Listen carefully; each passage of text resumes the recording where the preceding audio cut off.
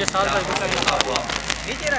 سکھر کو پہنچ چکا ہے اور سکھر کی سرزمین پر بارش اس وقت پہنچا جب صبح کی اذانیں ہو رہی تھیں اور بارش کی سختی بھی تھی، لیکن میں سلام عقیدت پیش کرتا ہوں سکھر کی عوام کو جنہوں نے ساری رات انتظار کیا اور صبح ہمیں استقبال اور پھولوں کے ساتھ مرحبا کیا۔ پاکستان بچاؤ مارچ پاکستان کو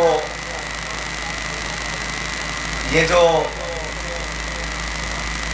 عالیہ گستاخیاں اور ہر قسم کی بے-روی جس کے منہ میں جو بات آئے وہ بولے جائے، اور یہاں ہر ایک کی عزت کا پاس ہے، لیکن جن کے نام پر پاکستان بنا ان کی عزت کی بات کریں تو لوگ کہتے ہیں قانون کا غلط استعمال ہوا، حالانکہ اس ملک میں 295 ایسی موجود ہے، اس کا پرچہ کٹوانے کے لیے بھی بہت ساری مشکلات کا سامنا ہوتا ہے۔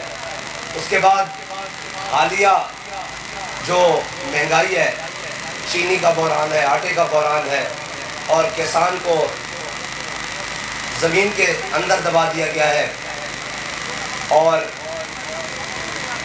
جو مہنگائی پیٹرولیم کی قیمتوں کی جو قیمتیں ہیں وہ آسمانوں پر جا لگی ہیں، اور غریب آدمی اپنی 2 وقت کی روٹی کو ترس رہا ہے، اور ملک میں لاقانونیت کا راج ہے، پورے سندھ میں ڈاکو راج ہے، کنکوٹ میں، کشمور میں، اس کے بعد آگے حیدرآباد، کراچی، ساری جگہ پورا سندھ لاقانونیت کا شکار ہے، اور پورا پاکستان عدم استحکام کا شکار ہے۔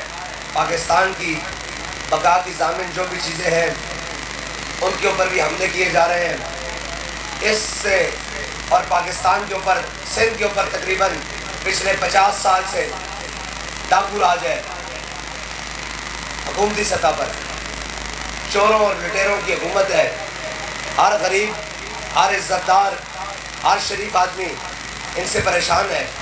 یہاں پر جو لوگ ان کے خلاف سر اٹھاتے ہیں، کسی کو ٹرانسفر کے نام پر، کسی کو جناب اس کو اٹھا کر دور علاقوں میں پھینک دیتے ہیں، جو ان کے خلاف اپنی سیاسی جدوجہد کا بھی آغاز کرے، جو ان کی ہاں میں ہاں نہ ملائے، جو ان کی کرپشن کو بے نقاب کرے، اس کے خلاف ایک پورا مافیا سرگرم ہے۔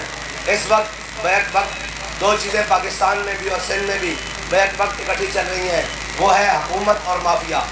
مافیا حکومت کو سپورٹ کر رہا ہے اور حکومت مافیا کی پشت پناہی اور سربراہی کر رہی ہے، جس کے اندر مافیا دندناتے پھر رہے ہیں۔ ناظم جوکیو جیسے صحافیوں کا سر عام سندھ میں قتل ہونا، پھر بچیوں کا اغوا ہونا، پھر ڈاکوؤں کا سر عام شہروں سے لوگ اٹھا کر لے کر جانا اور کچے کے علاقے میں رکھ کر ہتھے، اغوا اور تاوان کے نام پر لاکھوں کروڑوں روپے قوم کے لوٹنے، اور اس وقت جو خاموش تماشائی کا کردار یہ سارے ذمہ داران ادا کر رہے ہیں، اس سے قوم بھی پریشان ہے اور قوم نہایت تنگ آ چکی ہے۔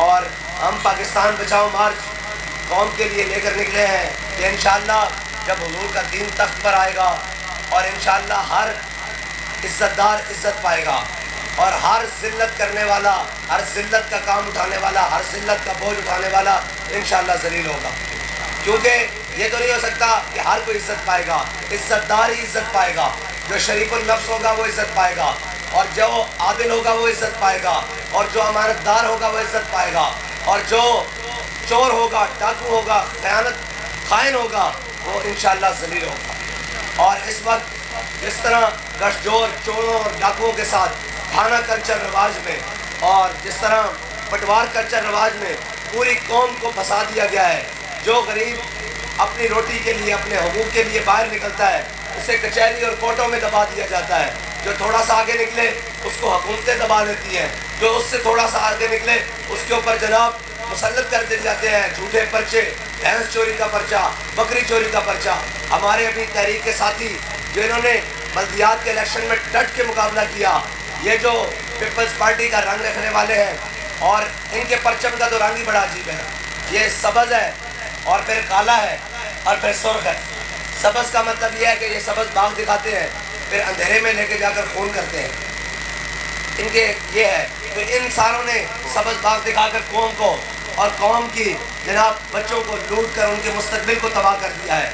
اس وقت سبات جو سیلاب آیا ہے، حالیہ سیلاب پچھلے گزشتہ 6-7 ماہ کے اندر، اس کی تباہی سے جو سکول تباہ ہوئے، جو مساجد تباہ ہوئی، جو مدارس تباہ ہوئے، جو ہسپتال تباہ ہوئے، جو جناب ہیلتھ سینٹر تباہ ہوئے، جو کمیونٹی سینٹر تباہ ہوئے، وہ سارے کے سارے اس وقت تک نہ ان میں علاج شروع ہے، نہ ان میں ڈاکٹرز موجود ہیں، اسکولوں میں نہ اساتذہ موجود ہے، نہ جناب سلیبس موجود ہے، نہ جناب کوئی اس کا انفراسٹرکچر جو اسکول کا تھا تباہ ہوا ہے. جنہوں نے دعویٰ کیا تھا ہم 20 لاکھ گھر بنا کر دیں گے، وہ وزیر اعلیٰ مکار اور جھوٹا شخص، اس نے ابھی تک سندھیوں کو صرف اور جو سیلاب میں تباہ ہوئے لوگوں کو 20 گھر بھی نہیں بنا کے دیے.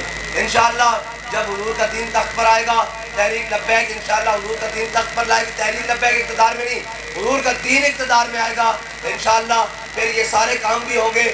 قوم کے 5,000 ارب روپیہ وڈیروں، چودھریوں، سرداروں اور سیکٹریوں کی جیبوں سے نہیں، آئی جی اور جناب راؤ انوار کی جیبوں سے نہیں، انشاءاللہ قوم کے مفادات کے اوپر خرچ ہوں گے.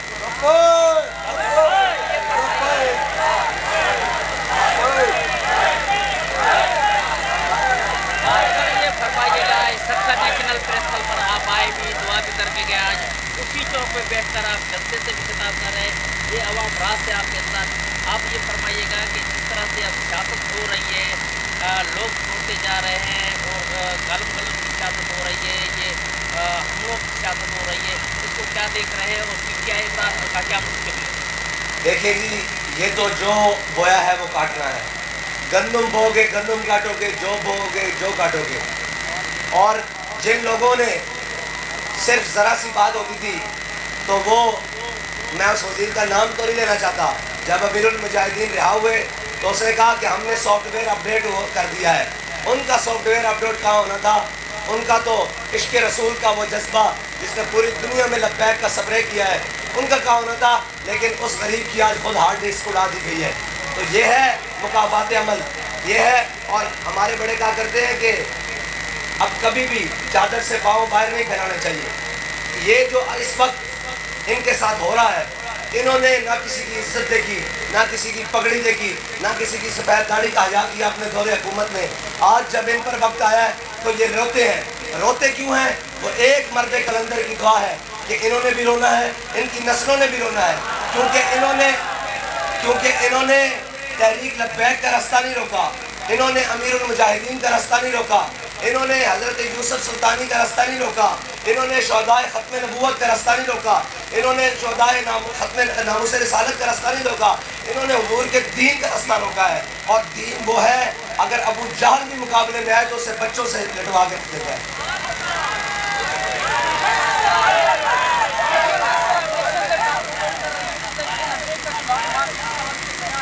دیکھیں ہمارا موقف ہے کہ جب اس قومی اسمبلی کی آئینی مدت پوری ہو اس کے بعد 90 دن کے اندر الیکشن کروایا جائے. اور ابھی ہے ہمارا پاکستان بچاؤ مارچ. اگر 90 روز کے اندر الیکشن نہ ہوا پھر ہم الیکشن کراؤ مارچ کریں گے انشاءاللہ.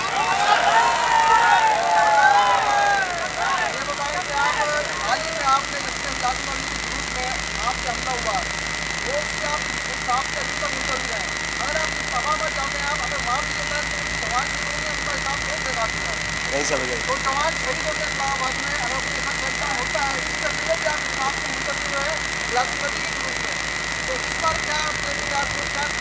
دیکھیں ہماری وہ ایف آئی آرز ہو چکی ہیں جو میلاد النبی کے جلوس پر ہمارے شہدائے حویلیاں ہیں، لیکن اس کے باوجود جو اس سے پہلے جامع مسجد رحمۃ اللہ عالمین کے شہداء ہیں، ٹھیک ہے، ان کے استغاثے آج بھی کوٹوں میں پڑے ہوئے ہیں، جس کے اندر یہ سارے مجرم ہیں، یہ ساری حکومت مجرم ہے اور اس کے تمام اداکار اور سہولتکار وہ سارے مجرم ہیں، لیکن آج تک ان کی سنوائی نہیں ہو رہی.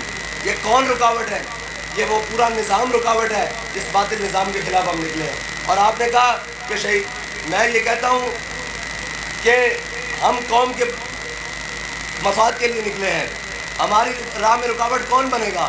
جو انشاءاللہ رکاوٹ بنے گا انشاءاللہ حضور کا دین اس کو تنکے کی طرح بہا کے لے کے جائیں. عدلیہ سمیت آپ دیکھ رہے ہیں کہ ادارے ہمارے جو ہے آزاد ہیں اور آزادی سے کام کر رہے ہیں. کیا آپ کریں. دیکھیں وہ کہتے ہیں کہ سچ بولوں تو آگ لگتی ہے, جھوٹ بولوں تو ایمان جاتا ہے. اگرچہ ہم سمجھتے ہیں بہت ساری مجبوریاں ہیں اور نہیں دکھا سکتے, لیکن بات یہ ہے کہ ادارے ہمارے تقسیم ہو چکے ہیں. اس وقت عدلیہ پی ٹی آئی کے ساتھ کھڑی ہے اور اسٹیبلشمنٹ پی ڈی ایم کے ساتھ کھڑی ہے. صرف تحریک لبیک ہے جو پاکستان اور آئین کے ساتھ کھڑی ہے.